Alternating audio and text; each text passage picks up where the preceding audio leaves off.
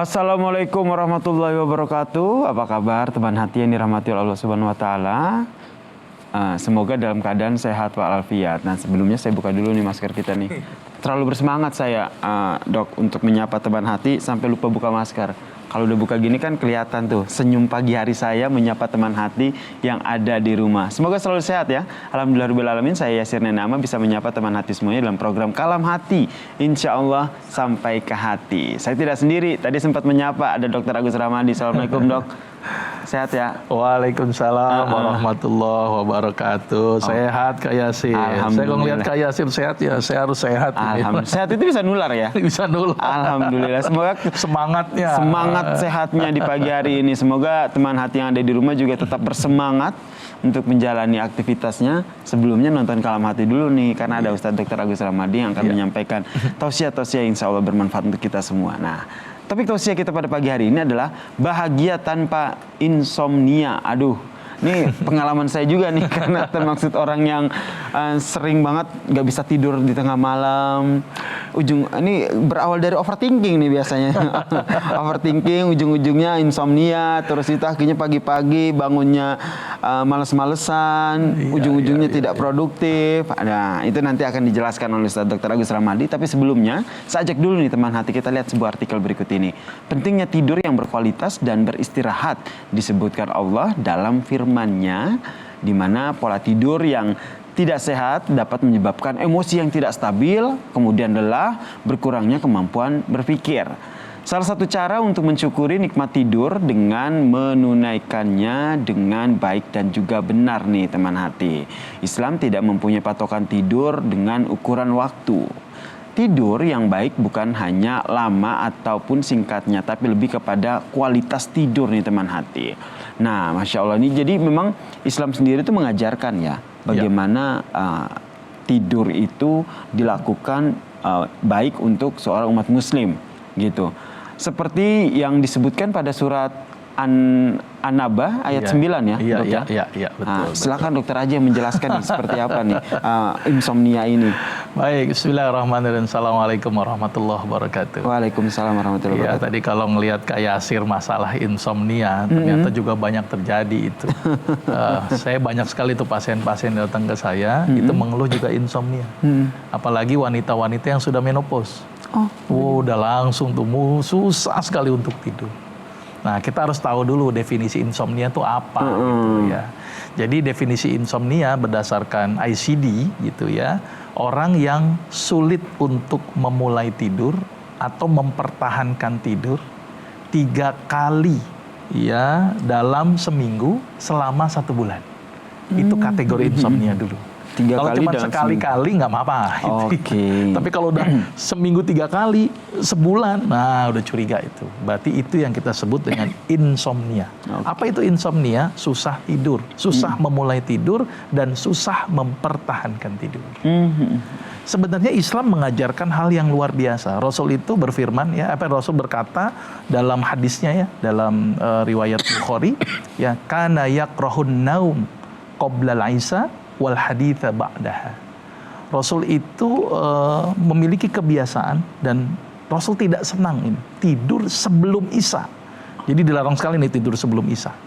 Dan berbincang-bincang sesudahnya. Berbincang-bincang sesudahnya. Berarti kalau ngelihat hadis tadi, Rasul itu punya kebiasaan tidur itu habis sholat Isya. Kecuali ada keperluan. Misalnya kayak bulan Ramadan, Rasul ibadah tuh panjang. Jadi agak larut malam tidurnya. Jadi artikel tadi benar tuh. Tidur itu tidak hanya dari lamanya tidur, tetapi juga kualitas tidur. Ya. Ada orang yang tidurnya lama, tapi kayak orang nggak tidur.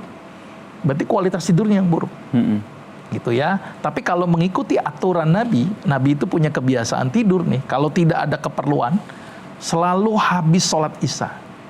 Ya, wal haditha ba'daha, dilarang nih untuk berbincang-bincang sesudahnya. Jadi tidurnya Nabi itu tadi habis Isya. Jadi kalau hitungan waktu, Rasul itu kira-kira tidur jam 8, jam 9. Kira-kira habis Isyanya. Kemudian bangun di sepertiga malam.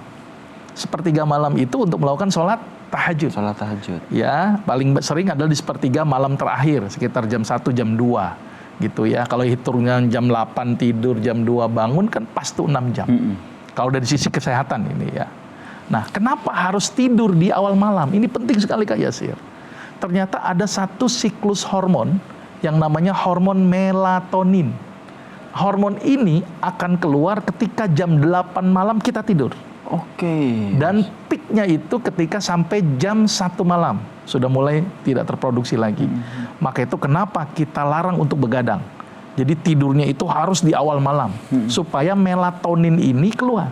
Melatonin adalah suatu hormon yang ternyata dia bikin kita itu mudah tidur dan bikin kita bahagia. Oke, fungsinya itu ya. Pas tadi itu. Bahagia tanpa insomnia. Bahagia tanpa insomnia. Ya, ternyata melatonin tadi, dan ternyata melatonin juga dipengaruhi oleh lampu. Light terang. Dia akan terproduksi ketika kondisinya agak gelap atau remang sedikit. Makanya kenapa tidur sebaiknya matikan lampu. Tidur di awal malam, matikan lampu, maka hormon melatonin akan keluar. Dan hormon ini yang akan kita bikin kita pules untuk tidur. Maka itu efeknya jelek kalau orang sering begadang kayak Yasir. Itu jelek kayak Yasir. Jadi harus pas gitu diaturnya. Nah, apa yang menyebabkan orang kok suka muncul insomnia? Iya benar nih. Nah, apa sih penyebabnya, ini Dok? banyak nih kalau kebiasaan kayak Yasir kan sibuk kerja. Bener ini. Iya. Ya, sibuk kerja, begadang larut malam, gimana mau tidur dia? Betul. Karena sibuk satu. Terus kemudian yang paling sering ini adalah stres kayak Yasir. Stres itu mempengaruhi orang untuk mudah tidur atau tidak. Mau tidur, misalnya mikirin utang, kok ini nggak beres-beres gitu. Gimana dia mau pules? Jadi faktor stres itu sangat berpengaruh kepada orang sulit untuk tidur. Itu ya, satu. Yang kedua bisa dipengaruhi juga oleh kondisi lingkungan. Kenapa dia susah tidur? Ya, misalnya dia lingkungan di sebelahnya lagi bikin bangun rumah, kan nggak akan tidur dia. Atau orang jualan tuh kan sering terganggu terganggu. Jadi lingkungan itu juga berpengaruh terhadap kenapa orang timbul insomnia. Oke. Selain itu juga karena obat-obatan. Obat-obatan juga bisa berpengaruh. Misalnya obat-obat yang merangsang detak jantung cepat. Misalnya obat flu, hati-hati itu yang bikin jantung cepat. Itu sulit untuk tidur. Atau karena penyakit kayak sih. Penyakit misalnya sakit kanker itu kan nyeri yang sangat. Jadi kadang-kadang susah tidur. Susah tidur ya. Atau penyakit diabetes.